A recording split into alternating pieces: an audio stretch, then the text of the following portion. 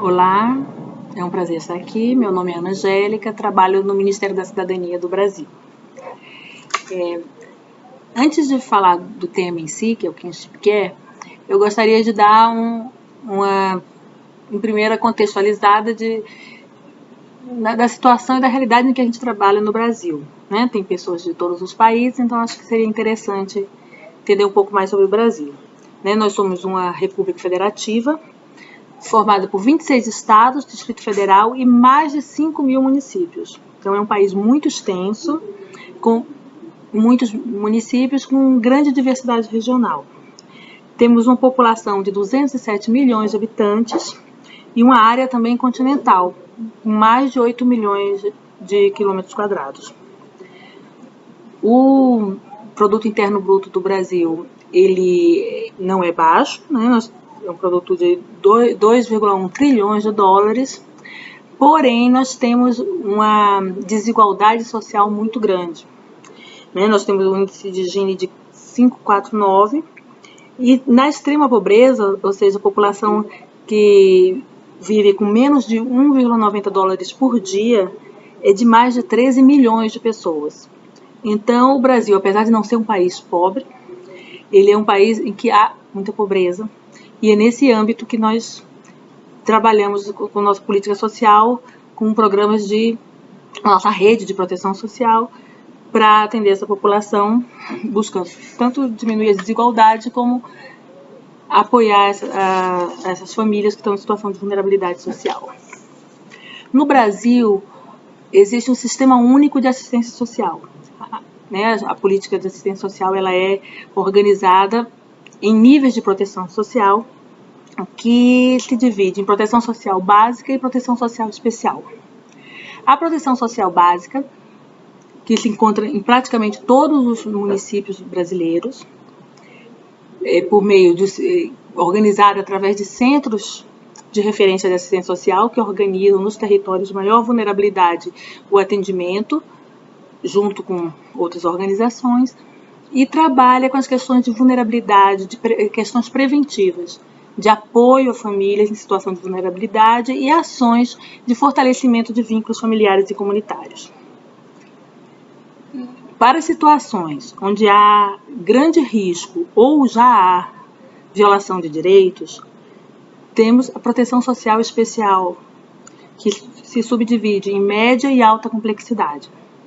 A proteção social especial de média complexidade, nós temos equipamentos públicos, que são os centros de referência especializada em assistência social, que presta atendimento psicossocial e apoio de diversas situações a indivíduos e famílias vítimas de violência, com situações de violação de direitos, e que organiza também no território as demais ações da rede de média complexidade.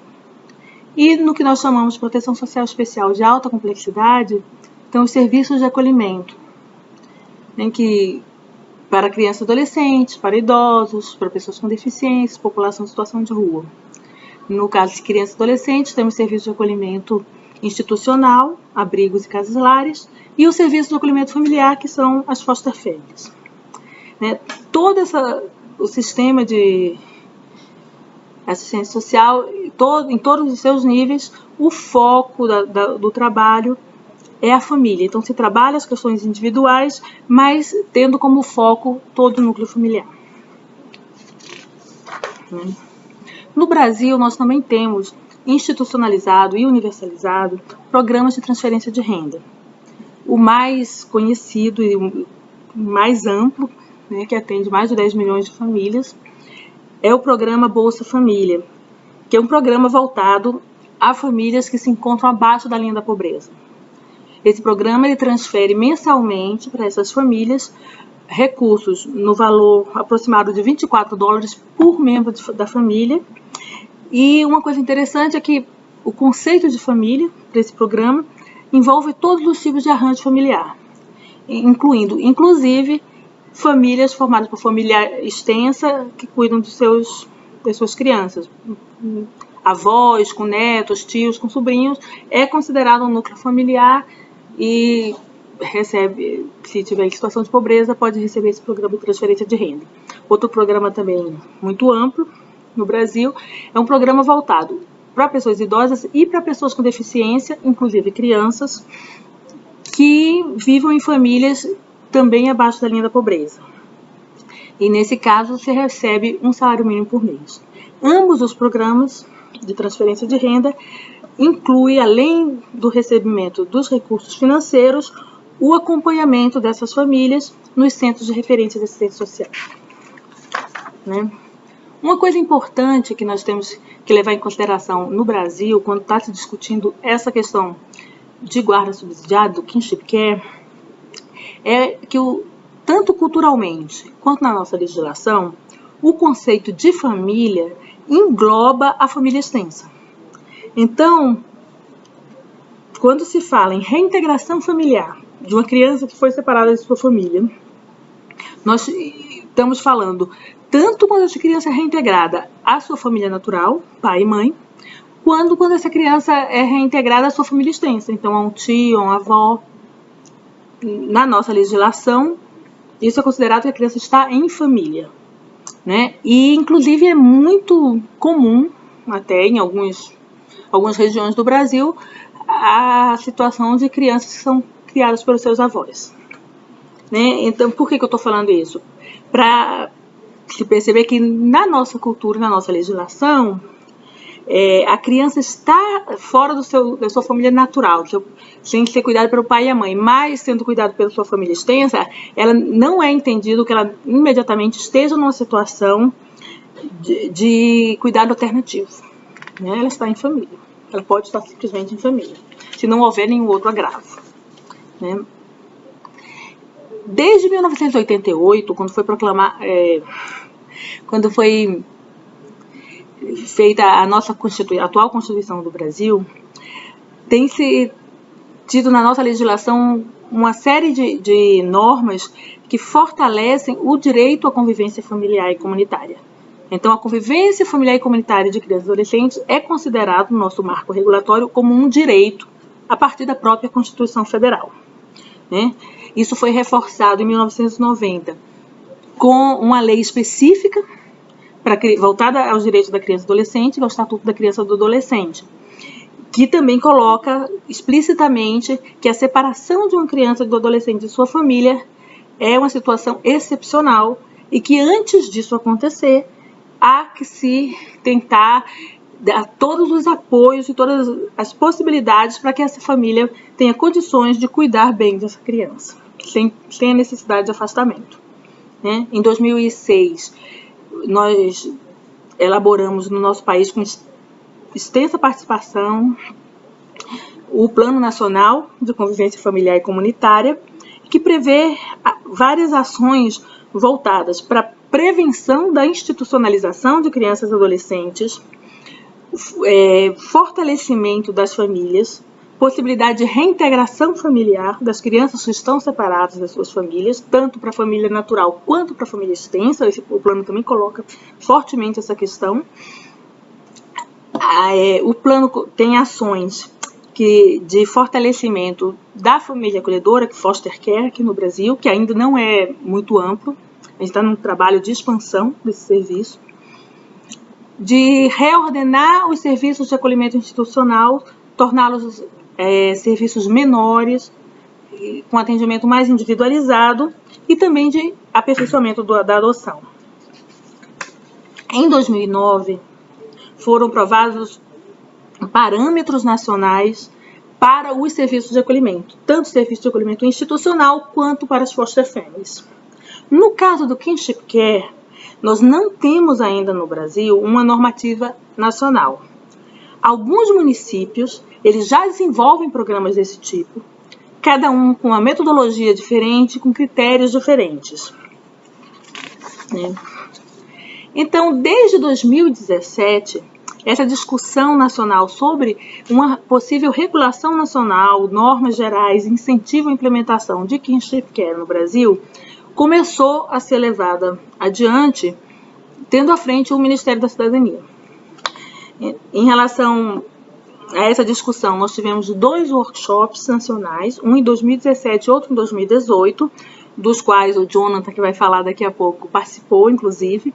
Então, com a participação de especialistas, de técnicos, de representantes tanto de governos quanto da sociedade civil que tem expertise nesse trabalho, representante também do Judiciário, do Ministério Público, para se discutir quais seriam as normas gerais desejáveis para esse serviço, né?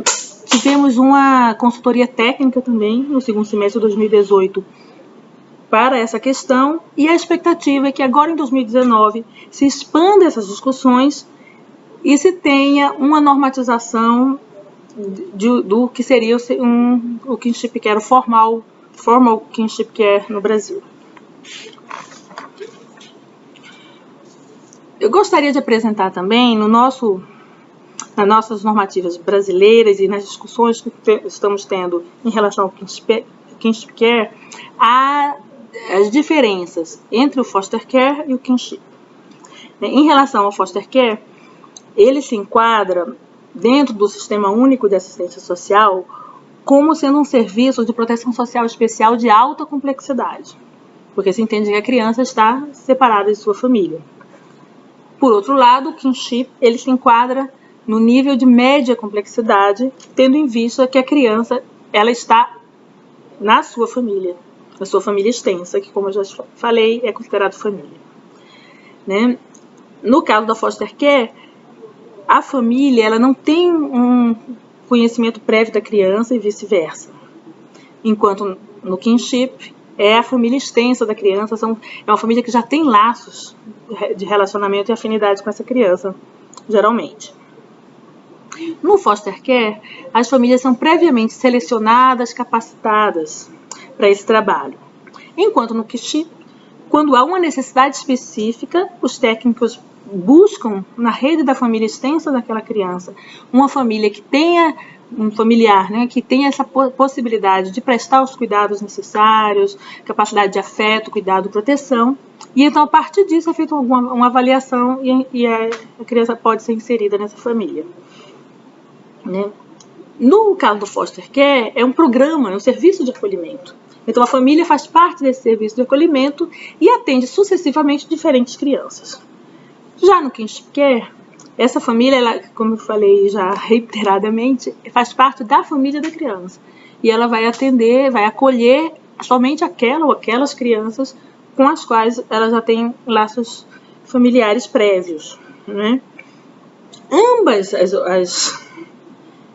os serviços, tanto foster care quanto kinship, trabalham com a lógica de evitar uma institucionalização, sendo que no foster care a criança, de qualquer forma, ela é afastada da sua família, do seu núcleo familiar, mas se permite que ela permaneça num ambiente familiar e não institucional.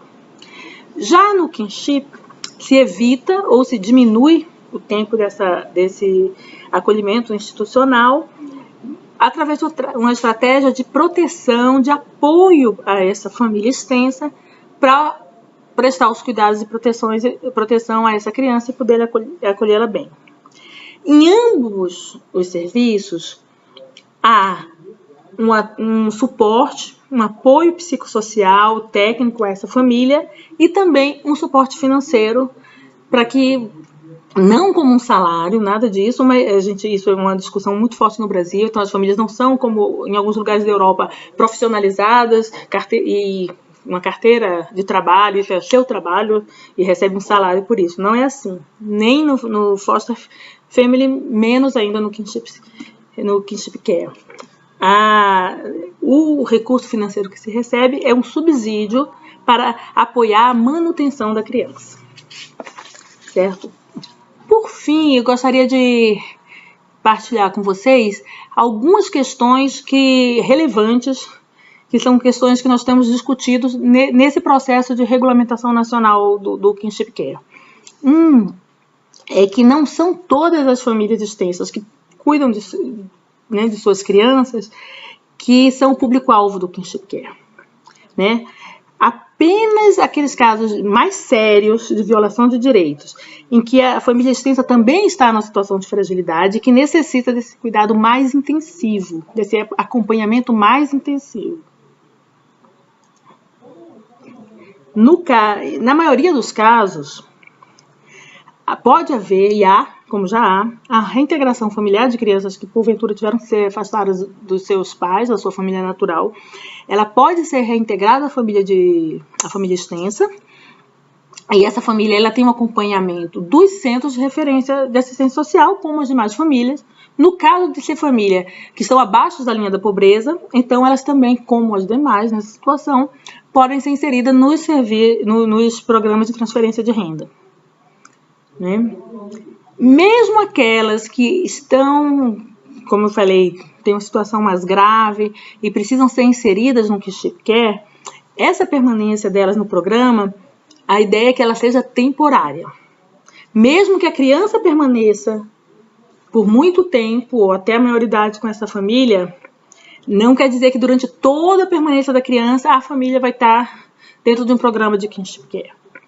Né? No início, a ideia é que essa família ela possa, dentro do programa, ela ser fortalecida. Então, faz parte do acompanhamento técnico do programa apoiar a autonomia da família, né? Apoiar a capacidade de cuidado, de proteção dessa família em relação a essa criança.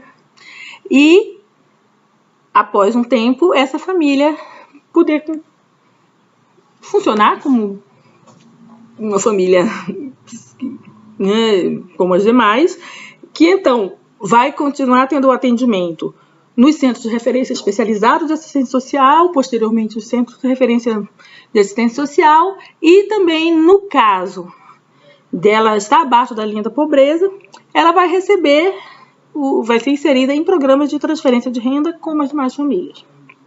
Né? Essa questão da temporalidade tem sido bastante discutida, a sua necessidade, e que no nosso marco legal, como ele entende a família extensa como família dessa criança, então que não faria sentido se permanecer durante muito tempo, ou durante todo o tempo, como se ela estivesse num acolhimento familiar, um foster care, por exemplo. Então, no Brasil, nós temos, as nossas discussões são nesse sentido, e tem uma diferença bem clara entre o foster care e o kinship care.